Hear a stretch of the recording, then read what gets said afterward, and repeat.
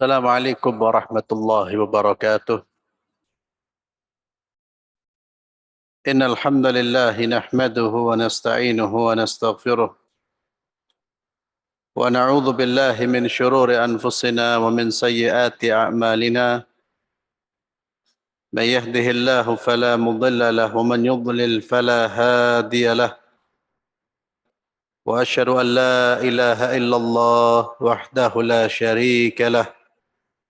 وأشهد أن محمدا عبده ورسوله لا نبي بعده. قال الله تبارك وتعالى في كتابه الكريم: أعوذ بالله من الشيطان الرجيم. يا أيها الذين آمنوا اتقوا الله حق تقاته ولا تموتن إلا وأنتم مسلمون. وبعد. Para hadirin jamaah salat maghrib yang saya muliakan, kita akan melanjutkan pembahasan tentang keimanan, masih membahas tentang al-imanu billah, dan pembahasan kita masih berkaitan dengan tauhid uluhiyah, yang pada pertemuan yang lalu kita membaca apa yang dijelaskan oleh Syekh, bahwa beberapa perkara yang terkait dengan tauhid uluhiyah di sini disebutkan ada 4. Yang pertama, memurnikan rasa cinta kepada Allah Subhanahu wa taala. Seorang hamba yang mentauhidkan Allah, dia juga harus mentauhidkan, mengesahkan rasa cintanya hanya kepada Allah. Cinta yang bernilai ibadah, yang tidak boleh dipalingkan kepada selain Allah, adalah cinta yang disertai dengan pengagungan dan ketundukan yang mutlak kepada yang dicintai. Jadi cinta yang bernilai ibadah itu cinta yang disertai dengan pengagungan dan ketundukan mutlak kepada yang dicintai. Itulah cintanya orang-orang musyrik kepada berhala-berhala mereka, atau cintanya mereka kepada selain Allah Subhanahu wa taala. Itu yang disebut dengan cinta yang bernilai ibadah, ya, atau cinta yang harus ditujukan hanya kepada Allah. Akan tetapi kalau seseorang mencintai sesuatu tanpa menghambakan diri kepada yang dia cintai, itu tidak termasuk syirik kepada Allah Subhanahu wa taala. Jadi kalau ada pembahasan tentang syirik dalam cinta, yang dimaksud adalah cinta yang disertai dengan pengagungan dan penghambaan diri kepada yang dicintai. Itu sebagaimana Allah Subhanahu wa taala firmankan di dalam surat Al-Baqarah ayat 165, ya, yang berkaitan dengan kecintaan orang-orang musyrik kepada selain Allah. Dan Allah menganggap itu sebagai perbuatan syirik, ya, mencintai selain Allah seperti cintanya mereka kepada Allah Subhanahu wa taala.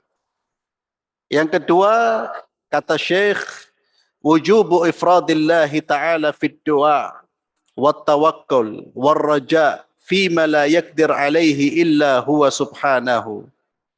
Tauhid uluhiyah ini menuntut kita untuk mengesahkan Allah, memurnikan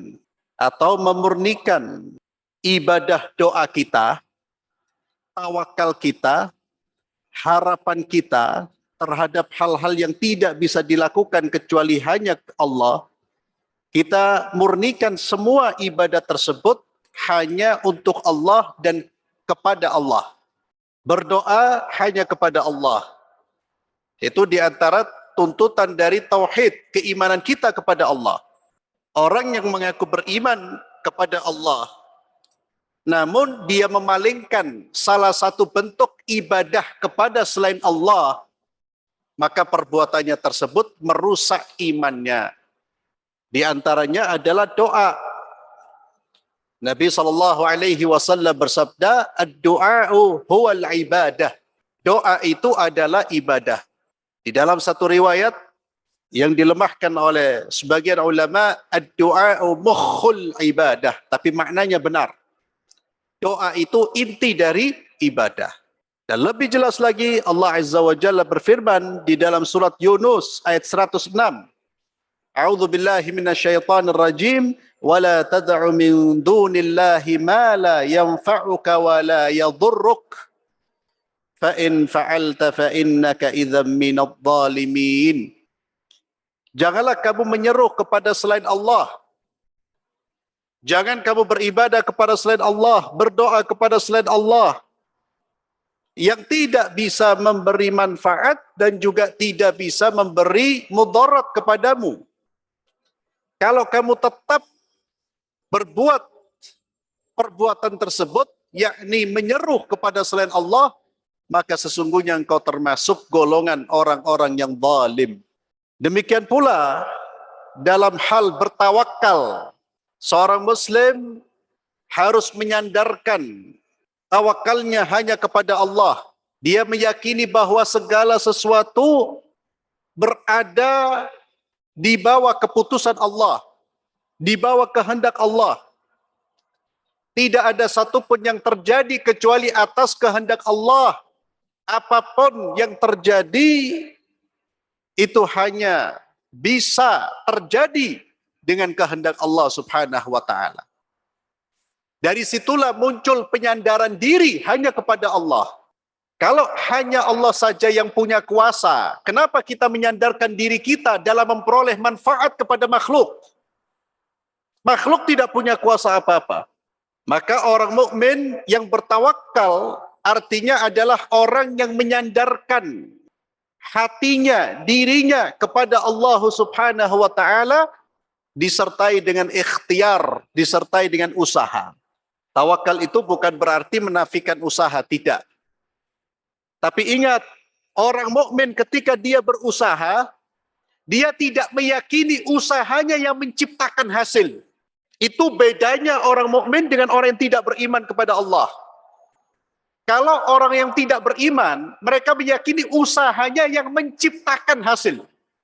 Usaha ini yang menciptakan. Tapi orang mukmin tidak. Dia berusaha karena ini perintah Allah. Yang menciptakan hasilnya siapa? Hanya Allah. Ini harus difahami ma'asyiral muslimin. Ini penting. Terkadang kita ini tidak sadar. Menyandarkan diri kepada makhluk. Kepada usaha kita. Kepada kecerdasan kita. Kita lupa dengan pencipta sesungguhnya, pengatur sesungguhnya, yaitu Allah Subhanahu wa taala.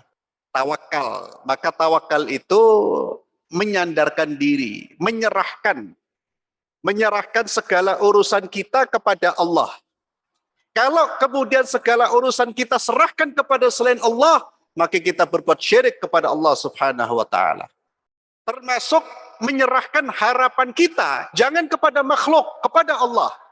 Terkait dengan apa-apa yang tidak bisa dilakukan kecuali hanya Allah, maka harus dimurnikan harapan ini hanya kepada Allah. Karena hanya Allah yang bisa melakukan. Tapi kalau kita berharap sesuatu yang itu bisa dilakukan oleh saudara kita. Ya, contohnya saya berharap dia membawakan sesuatu kepada saya. Itu bukan termasuk bab ini ya. Itu berharap sesuatu yang memang orang bisa melakukan. Tapi berharap yang bisa menjatuhkan pelakunya kepada kesyirikan adalah berharap sesuatu yang tidak bisa dilakukan kecuali hanya Allah. Itu adalah otoritas Allah. Kita datang kepada si fulan, baik dia masih hidup atau mati. Ya fulan, jadikan saya kaya. Jadi dia berharap kepada siapa? Kepada fulan. Siapa yang bisa mengayakan dan memiskinkan? Allah Azza wa Jalla. Dan ini kesepakatan para ulama. Ya. Maka jangan menumpahkan harapan untuk mendapatkan sesuatu yang memang tidak bisa diberikan kecuali hanya Allah Subhanahu wa taala yang bisa memberikan. Ya fulan, selamatkan hidup saya. Jauhkan mara bahaya dari saya ya fulan. Tolong ya fulan, jauhkan mara bahaya dari kehidupan saya. Siapa yang bisa menjauhkan mara bahaya dari kehidupan manusia? Manusiakah? La, Allah. Allah Azza wa Jalla mengingatkan kepada kita semua, wa iyyamsaskallahu bidurrin fala kashifa lahu illa hu wa iyyuridka bi khairin fala radda li fadlih yusibu bihi man yasha'u min ibadihi wa huwal ghafurur rahim. Dan jika engkau ditimpa mara bahaya, ditimpa mudarat, fala kashifa lahu, tidak ada yang bisa membuka, menghilangkan mudarat tersebut, illahu, kecuali Allah. Dan sebaliknya, jika Allah menginginkan kau mendapatkan kebaikan, tidak ada satupun makhluk yang bisa menolak kehendak Allah. Artinya ayat ini mendorong kita untuk bersandar kepada siapa? Kepada Allah. Jangan melihat makhluk ini seperti Tuhan yang bisa memberi manfaat mudarat. Dia hanya sebagai penyebab. Kalau Allah ingin menjadikan dia sebab untuk mendatangkan sesuatu kepada kita, maka Allah gerakkan makhluk itu. Sekali lagi kembali kepada tawakal. Orang beriman itu tawakalnya bukan berarti tidak usaha. Tawakal itu satu paket dengan usaha itu tawakal satu paket dengan usaha. Tapi orang beriman melihat usahanya itu bukan pencipta hasil. Mudah-mudahan difahami. Itu harus menjadi keyakinan, ini prinsip ma'asyiral muslimin. Sehingga kita tidak bergantung kepada usaha. Kenapa saya berusaha? Karena Allah perintahkan saya untuk berusaha. Titik. Kenapa saya berusaha? Karena Allah perintahkan saya untuk berusaha. Kenapa saya mencari rezeki? Karena Allah perintahkan saya untuk keluar mencari rezeki. Tidak boleh saya berdiam diri. Apakah orang yang keluar mencari rezeki pasti dapat? Belum tentu. Tapi saya tetap keluar karena ini perintah Allah Subhanahu wa taala. Kalau orang yang tidak beriman menganggap usahanya itulah yang akan menciptakan hasil. Allah yang menciptakan sebab dan musabab. Ada sebab, ya. Allah yang menciptakan itu. Kita harus meyakini, sebab musabab pun itu siapa yang menciptakan? Allah. Dan itu bisa berjalan sesuai dengan kehendak Allah. Itu keyakinan orang beriman. Itu yang disebut tawakal. Makanya orang beriman, ma'asyiral muslimin, cirinya, indikatornya, orang itu bertawakal kepada Allah, dia usaha maksimal, tapi tidak pernah lepas doa. Dan indikator orang itu sudah tidak bertawakal kepada Allah, atau kurang tawakalnya, dia jarang berdoa. Kalau orang berdoa, berarti dia masih yakin bahwa apapun usahanya, kecerdasan yang dia miliki, daya yang dia miliki, kekuatan yang dia miliki ini belum bisa menghasilkan kecuali jika Allah berkehendak itu akan menghasilkan. Maka dia terus berdoa kepada Allah. Kalau kita sudah berupaya, berikhtiar, tapi jarang dungo, jangan-jangan kita sudah menyandarkan diri kepada ikhtiar kita. Kita merasa ikhtiar kita, usaha kita inilah yang dapat menciptakan hasil. Maka tawakal ini hanya diberikan kepada Allah Subhanahu wa taala. Kemudian dalam surah Al-Baqarah 218, Allah Azza wa Jalla berfirman, innal ladzina amanu, sesungguhnya orang-orang beriman, wal ladzina hajaru, dan orang-orang yang berhijrah, wajahadu, dan orang-orang yang berjihad fi sabilillah, di jalan Allah, ulaika yarjuna rahmatullah, mereka itulah orang-orang yang mengharapkan rahmatnya Allah. Wallahu ghafurur rahim, dan Allah Maha Pengampun lagi Maha Penyayang. Kemudian yang ketiga, wujubu ifradillahi azza wa jalla bil khaufi min. Wajibnya seorang hamba memurnikan rasa takutnya hanya kepada Allah.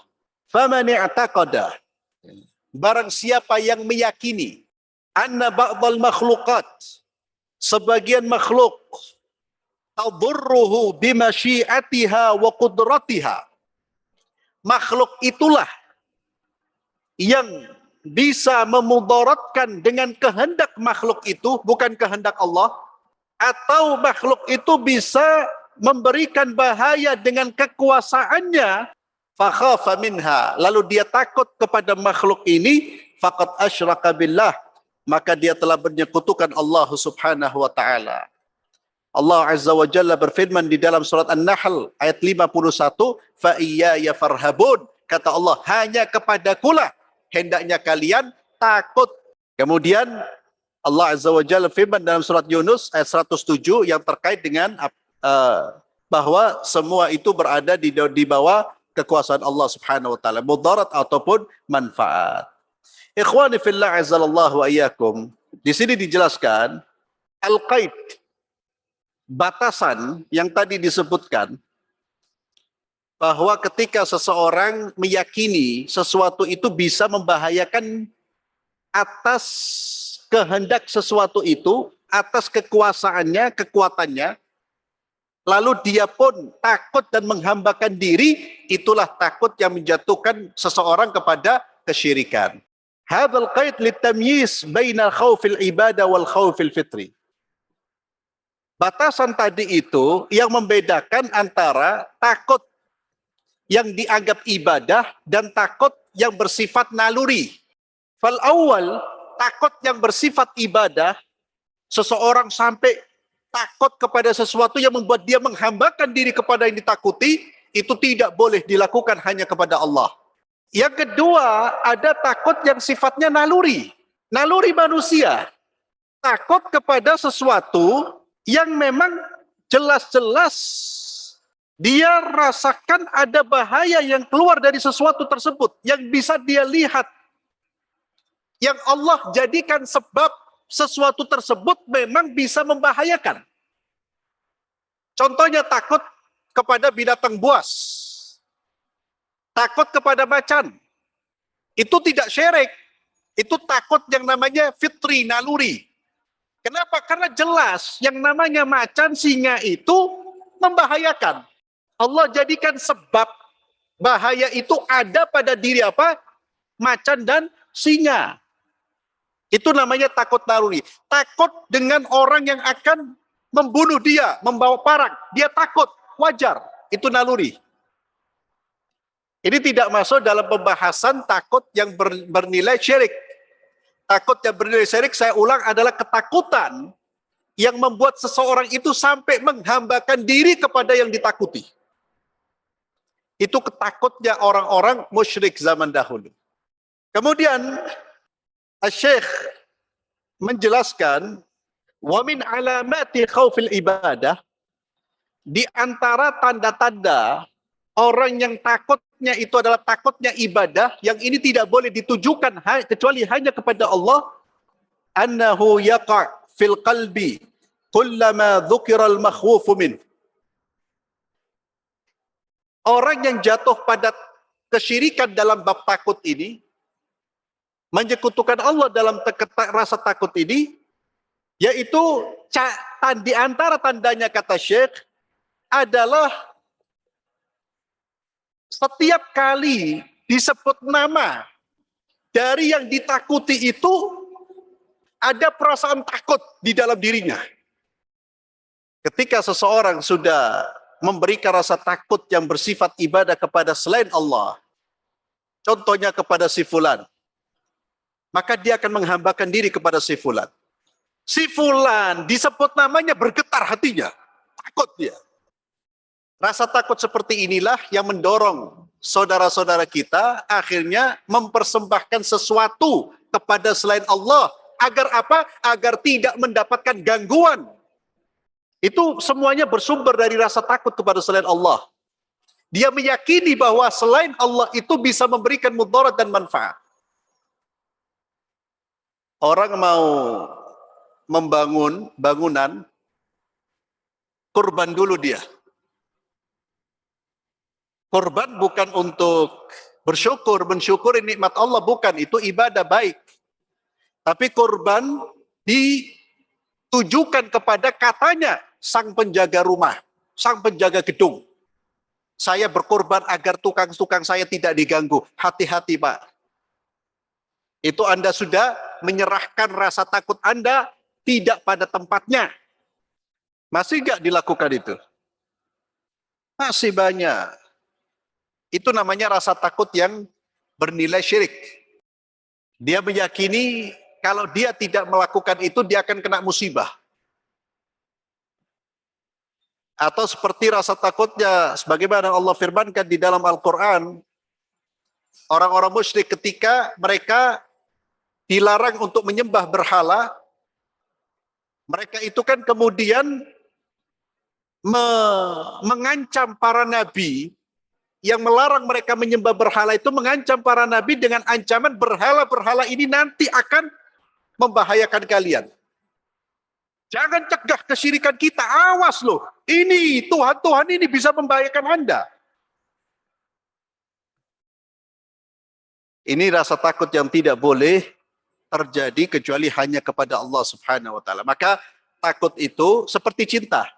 Ada cinta yang bernilai ibadah, ada yang fitri, naluri. Cinta kepada orang tua, cinta kepada anak, cinta kepada istri, itu naluri. Wajar. Tapi tetap cinta yang bersifat naluri ini tidak boleh menjadikan kita mengutamakan mereka daripada Allah. Kita sudah baca ayatnya di dalam surat Taubah.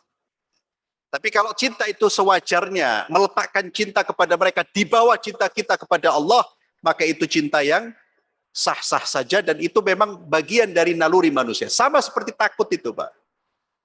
Jadi harus dibedakan. Takut yang bernilai syirik adalah ketakutan yang membuat seseorang itu menghambakan diri kepada yang ditakuti. Taat mutlak kepada yang ditakuti. Di antara cirinya, kata Syekh, kalau disebut nama yang ditakuti, dimanapun hatinya bergetar, ketakutan.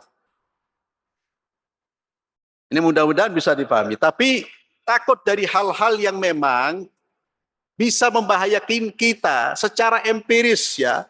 Dilihat dari mata kita, telinga kita sudah, dan memang itu Allah jadikan sebab dia bisa membahayakan, maka ketakutan seperti ini bukan ketakutan syirik. Ada ketakutan jenis yang ketiga, ya, ketakutan syirik yang fitri, tabiat biasa atau naluri. Yang ketiga, ketakutan yang tidak dianggap syirik besar, tapi akan mengurangi tauhid kita. Apa itu? Takut dalam menjalankan perintah Allah karena manusia. Karena manusia, karena takutnya kepada manusia, sehingga dia meninggalkan perintah Allah. Ini kata para ulama, ketakutan yang mengurangi kesempurnaan tauhid kita. Dan firman Allah Subhanahu wa taala di dalam surat Al-Imran yang terkait dengan perintah Allah untuk mengejar orang-orang musyrik setelah perang Uhud, kaum muslimin diperintahkan untuk berjihad, melanjutkan jihadnya setelah perang Uhud. Itu kan lalu ada beberapa orang yang menakut-nakuti pasukan kaum muslimin. Hei, kamu jangan jihad, pasukan kaum musyrikin itu besar, berlipat-lipat, kamu bisa dibantai. Apa kata Allah? Innama dzalikumus syaitan yukhawwifu awliya'ah fala takhafuhum wa khafuni. Itu adalah syaitan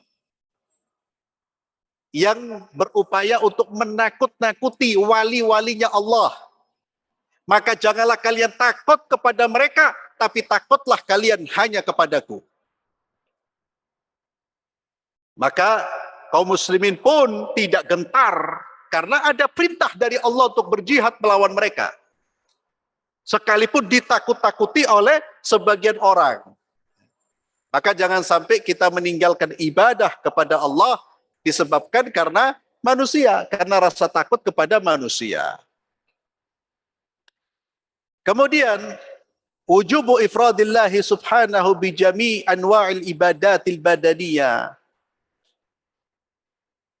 Wajibnya memurnikan seluruh ibadah badaniyah yang terkait dengan badan kita, seperti salat kita, rukuk, sujud, puasa, menyembelih, tawaf, semua ibadah, dan juga semua ibadah-ibadah yang bersifat ucapan seperti nazar, istighfar, semua itu wajib dimurnikan hanya untuk Allah dan hanya kepada Allah Subhanahu wa taala.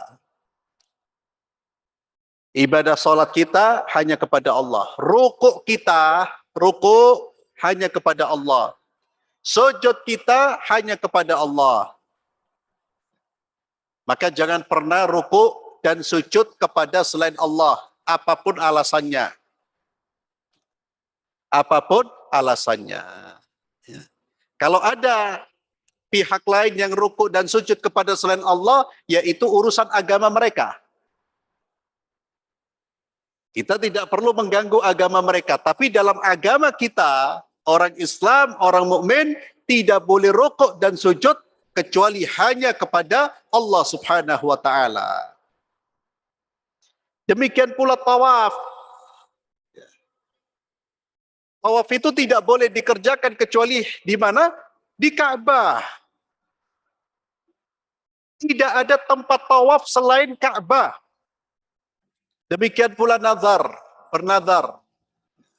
Seorang bernazar hanya kepada Allah, beristighfar dan lain sebagainya. Fahadhil ibadat wa ghairuha yajibu an takuna lillahi ta'ala wahda. Maka semua ibadah ini wajib ditujukan hanya kepada Allah. Wa man sarafa syai'an minha. Barang siapa memalingkan dari ibadah-ibadah tersebut atau sebagian dari ibadah-ibadah tersebut li ghairillah, kepada selain Allah, faqad asyrak, maka dia telah berbuat syirik. Allah Azza wa Jalla berfirman, innallaha la yaghfiru an yushraka bihi wa yaghfiru ma duna dzalika liman yasha wa man yusyrik billahi faqad iftara itsman 'azima. An-Nisa ayat 48. Sesungguhnya, dan barang siapa yang jatuh pada perbuatan syirik, maka Allah menyebutkan sesungguhnya Allah tidak mengampuni dosa syirik dan mengampuni dosa selain syirik bagi siapa yang dia kehendaki. Barang siapa berbuat syirik kepada Allah, maka dia telah melakukan dosa yang sangat besar. An-Nisa ayat 48. Ikhwani fillah azzalallahu ayyakum. Sebagai penutup, ayat atau surat An-Nisa 48 ini ada yang salah memahami. Firman Allah, sesungguhnya Allah tidak mengampuni dosa syirik itu bagi yang mati dalam keadaan musyrik. Allah tidak mengampuni dosa syirik dan mengampuni dosa selain syirik bagi siapa yang dia kehendaki. Ini ayat konteksnya orang yang sudah mati. Jika dia mati membawa dosa syiriknya tidak mungkin diampuni oleh Allah. Dan tidak ada syafaat yang bisa menggugurkan dosanya. Tapi kalau dia mati membawa dosa selain dosa syirik, dia berpotensi mendapatkan ampunan. Itu yang dijelaskan oleh para ulama. Jadi kata-kata firman Allah sesungguhnya Allah tidak mengampuni dosa syirik, itu bukan secara mutlak. Orang masih hidup berbuat syirik lalu tidak ada pintu tobat. Bukan. Kalau dia masih hidup, walaupun dia dulunya bergelimang dengan kesyirikan, min A, dari A sampai Z, syirik tok hidupnya, lalu di akhir hayatnya dia bertobat, Allah menerima taubatnya. Qul ya ibadiyalladzina asrafu ala anfusihim la taqnatu min rahmatillah, innallaha yaghfirudz dzunuba jami'an. Jadi ayat itu, Allah tidak mengampuni dosa syirik itu bagi yang mati dalam keadaan syirik. Dosanya tidak bisa diampuni. Tidak ada sesuatu yang bisa mengampuni dosanya. Tidak ada syafaat pun tidak bisa. Tapi dosa selain syirik, dia berpotensi mendapatkan ampunan. Bagi siapa yang dikehendaki oleh Allah Subhanahu wa ta'ala. Mudah-mudahan Allah Azza wa Jalla jauhkan kita dari syirik kecil, apalagi syirik besar. Barakallahu fikum. Kita akhiri dengan doa kafaratul majlis. Subhanakallahumma bihamdik. Asyhadu an la ilaha illa anta astaghfiruka wa atubu ilaik. Assalamualaikum warahmatullahi wabarakatuh.